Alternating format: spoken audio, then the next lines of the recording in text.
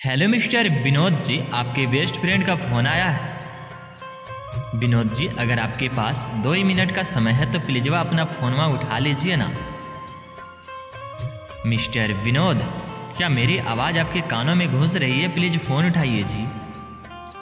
आपका फ़ोनवा बहुत ही अधिक समय से बज रहा है। प्लीज़ बात को समझिए, ज़्यादा बहाना मत बनाइए और फ़ोन रिसीव कीजिए ना। Mister Vinod, please pick up the call.